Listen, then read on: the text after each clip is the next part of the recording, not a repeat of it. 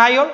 ഇന്നത്തെ നമ്മുടെ ടൂൾ എന്ന് പറയുന്നത് ബാക്ക്ഗ്രൗണ്ട് ഇറേസർ ടൂൾ ആണ്. ഇറേസർ ടൂളിന്റെ കണ്ടിന്യൂസ് ടൂൾ ആണ്. ബാക്ക്ഗ്രൗണ്ട് ഇറേസർ ടൂൾ എന്താണെന്ന് നമുക്ക് നോക്കാം. അതായത് ആദ്യമേ തന്നെ എന്താണ് ബാക്ക്ഗ്രൗണ്ട് ഇറേസർ ടൂൾ എന്ന് ഞാൻ പറയാം. Okay, background eraser tool helps us to remove the background from our image. അതായത് ഞാനിപ്പോൾ ഒരു ഇമേജ് ഓപ്പൺ ചെയ്തിട്ടുണ്ട്. ഇവിടെ നോക്കുക, ബാക്ക്ഗ്രൗണ്ട് എന്ന് പറഞ്ഞ ലെയർ ആണ് ഇവിടെ ആക്റ്റീവ് ആയി കിടക്കുന്നത്.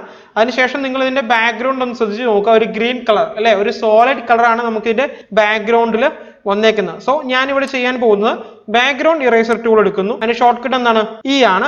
ഇതിപ്പോ ക്യാപ്സ് ലോക്ക് ഓൺ ആയി കിടക്കുന്നതുകൊണ്ടാണ് ഈ ബ്രഷ് ടൂളിന്റെ ഐക്കൺ കാണിക്കാത്ത. സോ ആ ഒരു കാര്യം കൂടെ നിങ്ങൾ ശ്രദ്ധിക്കണം. അതായത് ക്യാപ്സ് ലോക്ക് ഇൻ കേസ് എവിടെയെങ്കിലും ഓൺ ആയി കിടപ്പണമെങ്കിൽ നമ്മൾ ആ ബ്രഷ് ടൂളിന്റെ ആ റൗണ്ട് ഷേപ്പ് ഇവിടെ കാണിക്കില്ല. സോ ഞാൻ ഈ ക്യാപ്സ് ലോക്ക് ഒന്ന് ഓഫ് ചെയ്യുവാണ്.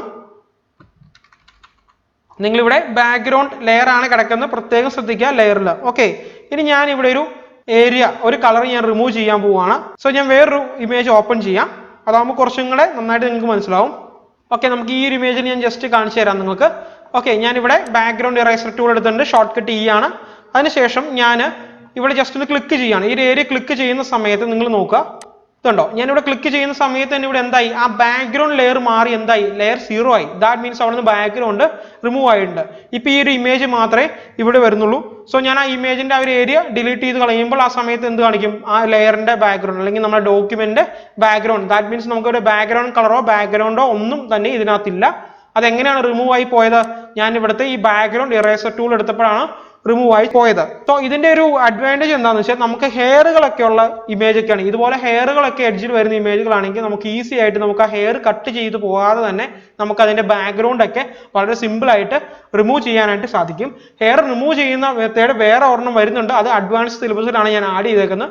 ഇപ്പോൾ ബാക്ക്ഗ്രൗണ്ട് ഇറേസർ ടൂൾ വെച്ചിട്ട് ഞാൻ ജസ്റ്റ് അതിനെക്കുറിച്ച് ഒന്ന് പറഞ്ഞു എന്ന് മാത്രമേ ഉള്ളൂ. കാരണം എന്താണെന്ന് വെച്ച് കഴിഞ്ഞാൽ നമ്മൾ ഈ ബാക്ക്ഗ്രൗണ്ട് ഇറേസർ ടൂൾ എന്ന് പറയുന്നത് ഇറേസർ ടൂളിനേക്കാളും കുറച്ചും കൂടെ അഡ്വാൻസ്ഡ് ആയിട്ടുള്ള ടൂളാണ്. കാരണം നമുക്ക് ആദ്യമേ തന്നെ നമ്മൾ പറഞ്ഞു ബാക്ക്ഗ്രൗണ്ട് തന്നെ ഇതിനകത്ത് റിമൂവ് ആയി പോയിട്ടുണ്ട്. പിന്നെ രണ്ടാമത്തെ ഒരു അഡ്വാൻറ്റേജ് എന്ന് പറയുന്നത് ഈ ഒരു ഇറേസർ ടൂളിന്റെ ആ പ്ലസ് പോയിന്റ് കണ്ടോ, സെന്ററിലെ ആ പ്ലസ് പോയിന്റ്, അത് ഏത് പോർഷനിലാണോ നമ്മൾ പിക്ക് ചെയ്യുന്നത് അല്ലെങ്കിൽ ഏത് കളർ പിക്സലിലാണോ പിക്ക് ചെയ്യുന്നത് ആ പോർഷനാണ് അവിടെ എന്താവുന്നത്, റിമൂവ് ആയി പോകുന്നത്. സോ ഞാനിപ്പോൾ ഇവിടെ ചെയ്യാൻ പോകുന്നത് ഈ ഒരു ഇറേസർ ടൂൾ കൊണ്ടുവന്ന് കറക്റ്റ് ആയിട്ട് ഞാൻ ആ ഹെയറിന്റെ എഡ്ജിൽ ക്ലിക്ക് ചെയ്യുകയാണ്. ഈ എഡ്ജ് ക്ലിക്ക് ചെയ്യുന്ന സമയത്ത് നിങ്ങൾ പ്രത്യേകം ശ്രദ്ധിക്കുക, അതായത് ആ ബ്രഷിന്റെ കുറച്ച് പോർഷൻ ഹെയറിൽ സെലക്ട് ആയിട്ടുണ്ട്.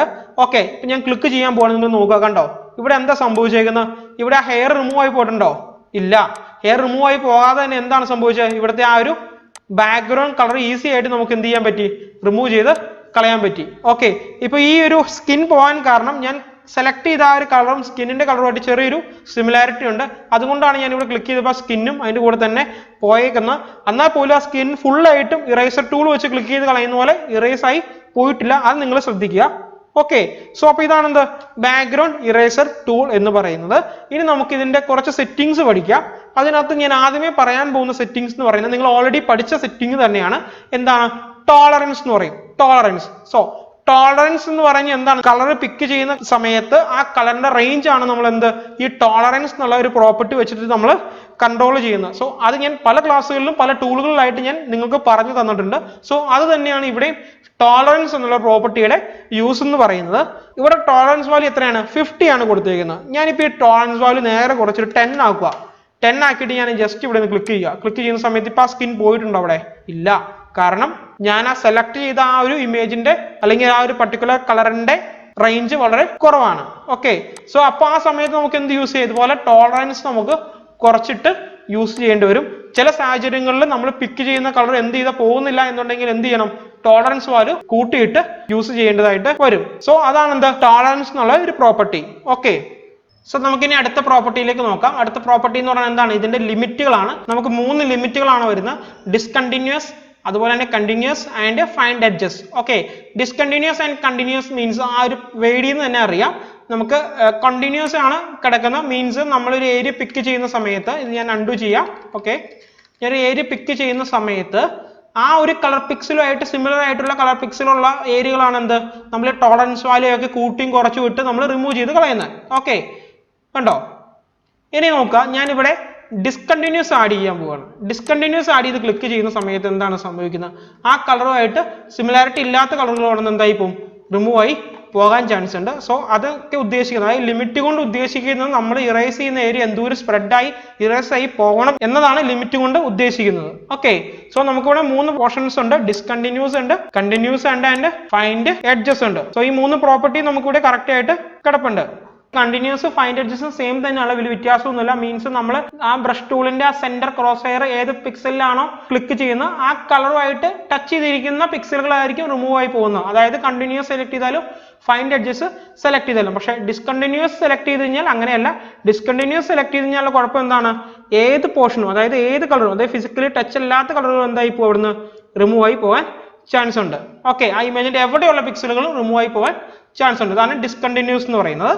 സോ കണ്ടിന്യൂസ് എന്ന് പറയുന്നു ഫൈൻഡ് എഡ്ജസ് എന്ന് പറയുന്നു സെയിം തന്നെയാണ് കേട്ടോ. കണ്ടോ, ഞാനിവിടെ ക്ലിക്ക് ചെയ്ത് ഡ്രാഗ് ചെയ്യുമ്പോൾ ആദ്യമേ പിക്ക് ചെയ്ത കളറുമായിട്ട് ടച്ച് ചെയ്തിരിക്കുന്ന കളറുകൾ മാത്രമേ കറക്റ്റ് ആയിട്ട് റിമൂവ് ആയി പോകുന്നുള്ളൂ. സോ ടോളറൻസ് വാല്യൂ ചേഞ്ച് ചെയ്ത് കഴിഞ്ഞാൽ അതും വ്യത്യാസം വരും. അപ്പൊ ഇത്രയാണ് നമുക്ക് ഇതിന്റെ ലിമിറ്റ്സ് എന്ന് പറയുന്നത്. സോ ഇത്രയും പ്രോപ്പർട്ടികളാണ് നമുക്ക് എന്തിനകത്ത് അറിയാനുള്ളത്, ബാക്ക്ഗ്രൗണ്ട് ഇറേസർ ടൂളിനകത്ത് അറിയാനുള്ളത്. സോ ഇതിന് നമുക്ക് ഒരു പ്രാക്ടിക്കൽ എക്സസൈസ് ഞാൻ തരുന്നുണ്ട്.